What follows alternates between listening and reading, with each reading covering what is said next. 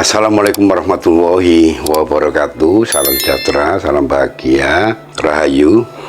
Saudara-saudara, saat ini penting ya tentang bagaimana hidup ini bisa tenang, ayem, tentrem. Karena tujuan hidup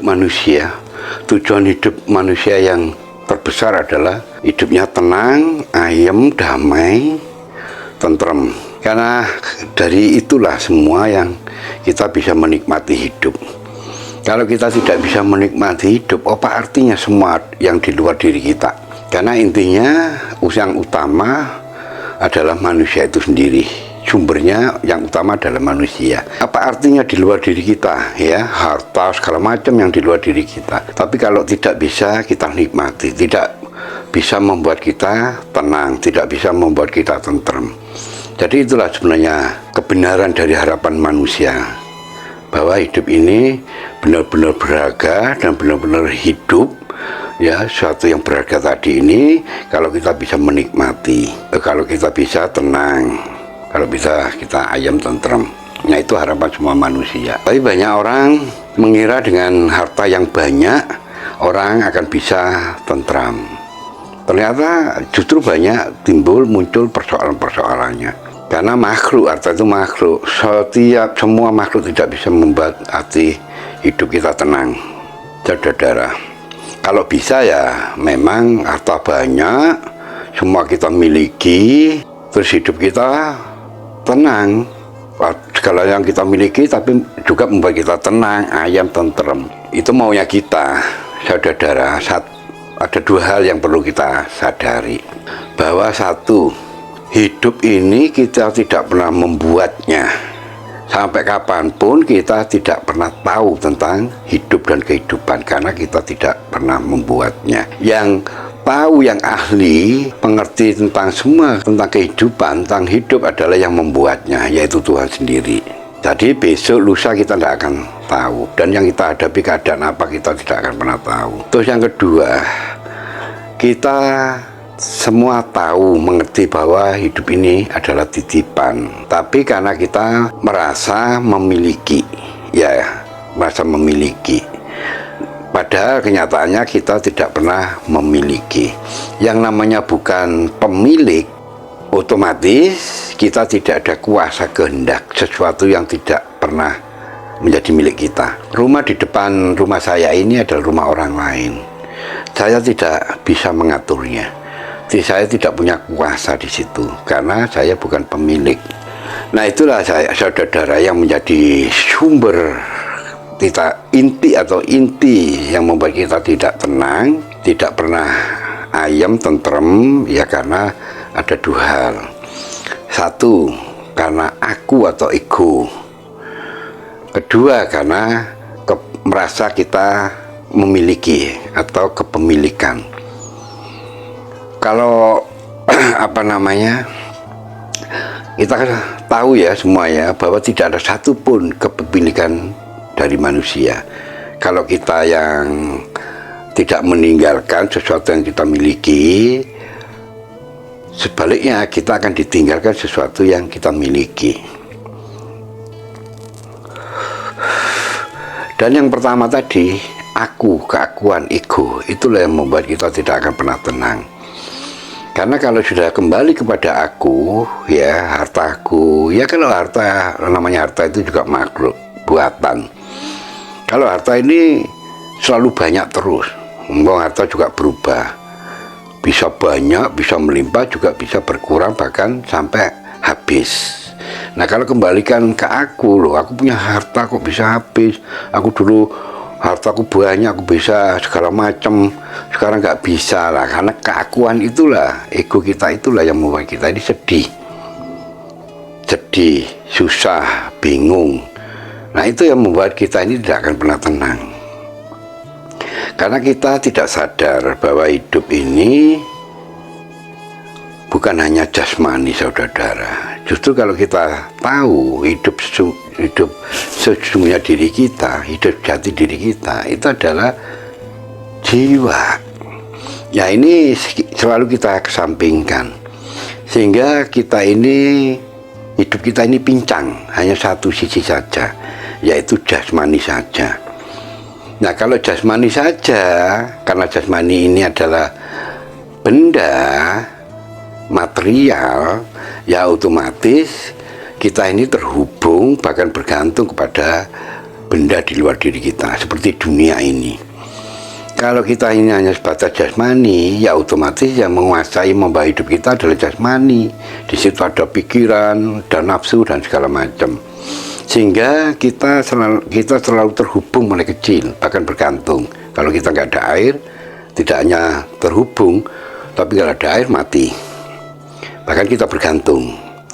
Terus hidup kita jasmani saja. Otomatis yang hidup adalah kasat mata, mata indrawi. Ini semua indrawi. Akhirnya yang kita lihat terus menerus di hadapan kita, itu keberadaan kita dunia. Di dunia otomatis dunia akan menjadikan segala-galanya. Ya otomatis, karena hidup kita hanya pincang satu sisi saja, hanya jasmani saja yang berperan.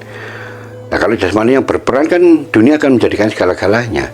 Karena yang kita lihat ini, yang kita pikirkan, yang masuk di pikiran, ya semua kan dunia.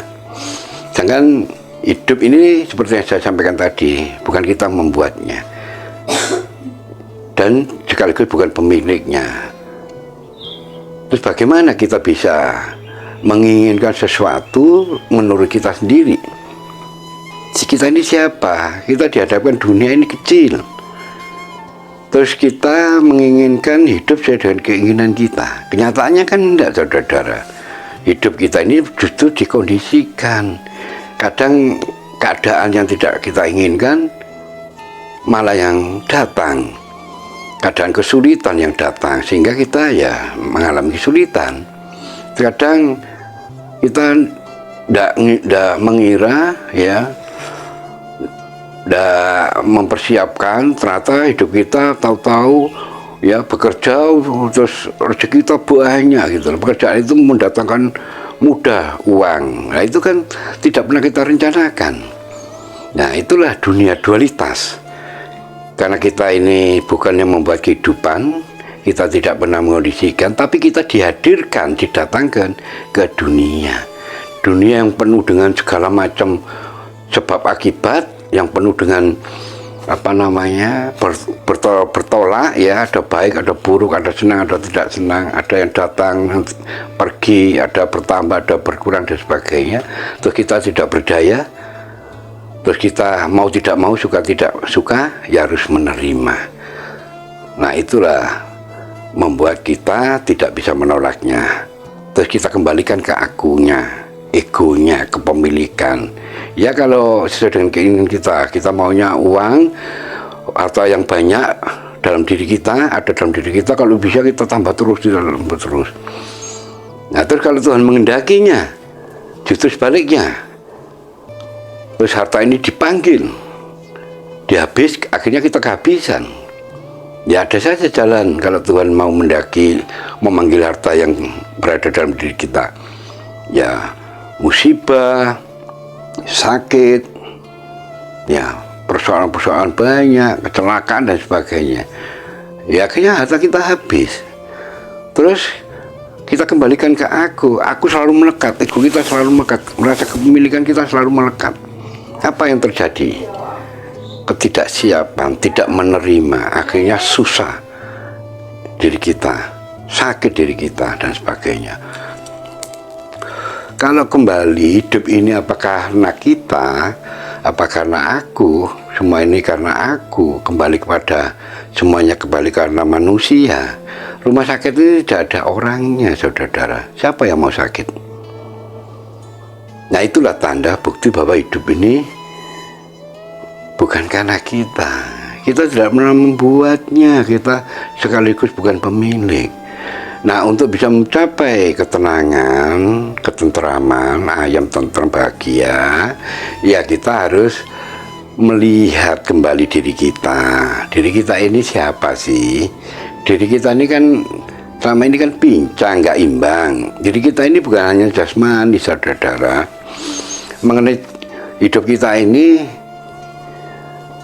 hidupnya jati kita justru yang sangat penting dalam hidup kita, bahkan itu adalah hidup kita sendiri, ya. Hidup kita yang sebenarnya adalah jiwa, hati, jiwa, saudara-saudara. Nah, kalau jiwa itu sebaliknya dari jasmani. Jiwa itu sifatnya bukan material, bukan kebendaan, bukan jasmani, tapi imaterial. Imaterial itu artinya bukan benda. Nah, kalau bukan benda apa namanya? Halus, gaib. Nah, kalau gaib tidak ada hubungannya, tidak terhubung, bahkan tidak bergantung kepada benda. Buktinya mana? Kita buktikan Gondoruo, kuntilanak, apapun hantu yang gaib-gaib itu, makhluk gaib, nggak butuh uang. Dikasih uang berapa triliun, nggak ada pengaruhnya. Apalagi malaikat disogok. Barang gaib nggak berhubungan dengan materi, nggak butuhkan materi hidupnya. Makanya disitulah manusia itu bisa tenang.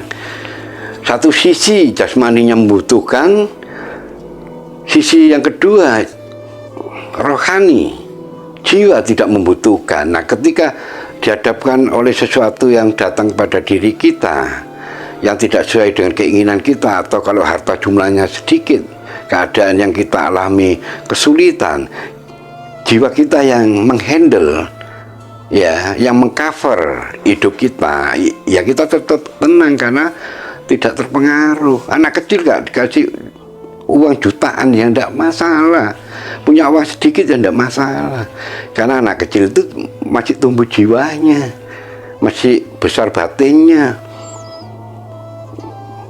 Ya walaupun kita melihat uang segitu, wah, lumayan, untung kita.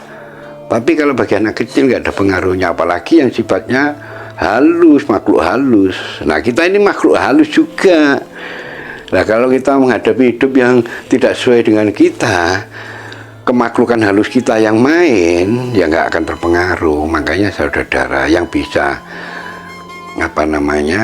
bisa tenang, itu adalah ketenangan jiwa. Yang bisa ayem adalah kebahagiaan jiwa. Nah, kalau jiwa kita nggak hidup, terus bagaimana kita bisa mencapai itu? Sedangkan jasmani di dunia yang kita hadapi ini berbagai macam warna, model, bentuk. Kita diombang-ambingkan, suka, tidak suka, senang, tidak senang, baik, buruk, kurang, tambah, melimpah, banyak, sedikit. Ya aku, namanya aku kepentingan. Nggak bisa, saudara, harus kembali kepada hati kita. Ya, untuk apa kita diberikan gaib kalau tidak ada gunanya, artinya untuk menghadapi dunia ini. Ya kalau kita ingin melihat di balik kehidupan ini, kasat mata tidak bisa melihat, tidak bisa merasakan, dan tidak bisa memahami. Tapi kalau kita melihat dari mata jiwa, pendengaran jiwa, akhirnya kita merasakan, mendengarkan, memahami, ya, melihat sesuatu yang tidak bisa dilihat oleh kasat mata. Nah, itulah saudara-saudara, akhirnya hati kita tertutup tadi, akhirnya kita ini krisis oleh zat ketuhanan, krisis oleh rasa ketuhanan.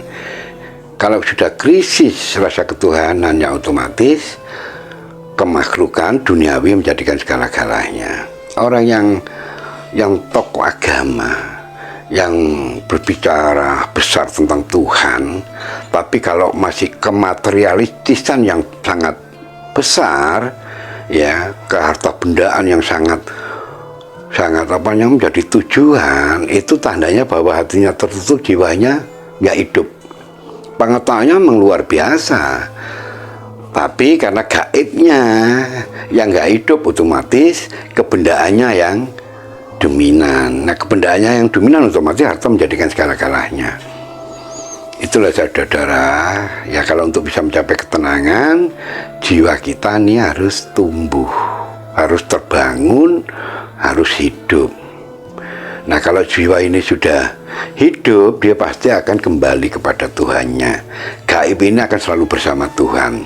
Dan kalau sudah bersama Tuhan, batin ini akan terisi oleh zat ketuhanan. Makanya yang dirasakan Tuhan, yang dilihat Tuhan, yang didengar Tuhan, yang dipahami Tuhan.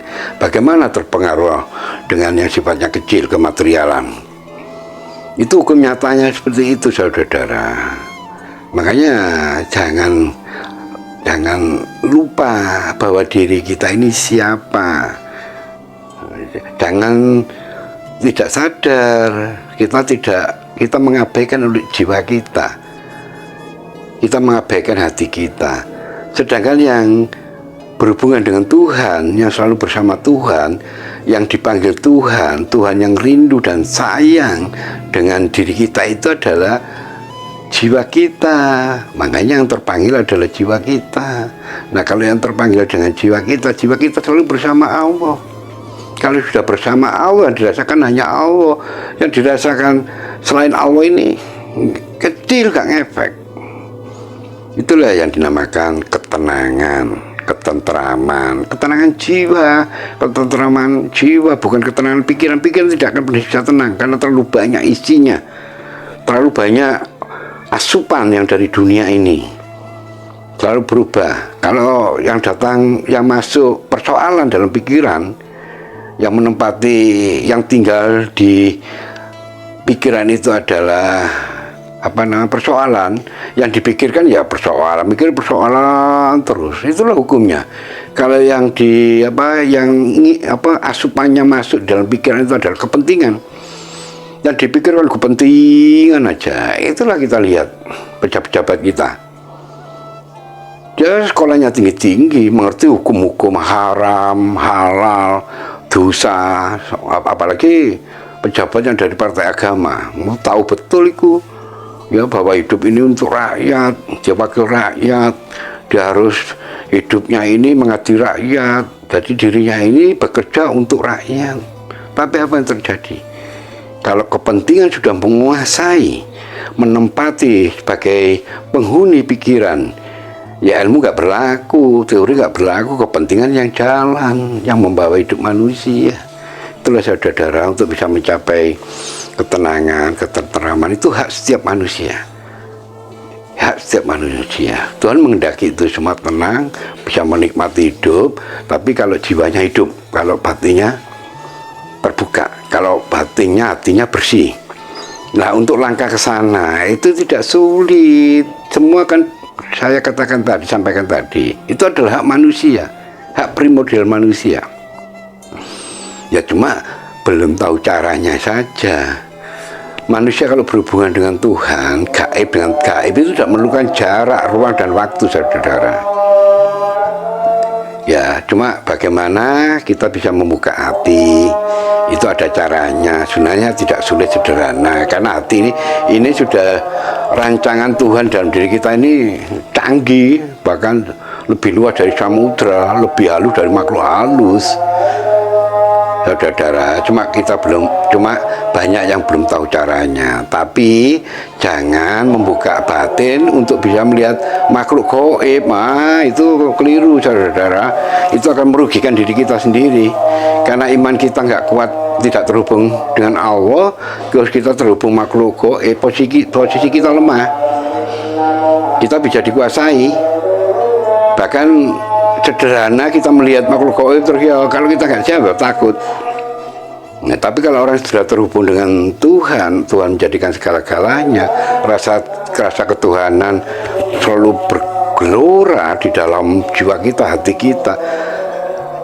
Jasmani pun, organnya ikut bertasbih, seluruhnya bertasbih, tapi bertasbih tidak dengan bersuara, tidak dengan pengetahuan. Itulah saudara yang bisa saya sampaikan. Akhirul kalam, wassalamualaikum warahmatullahi wabarakatuh.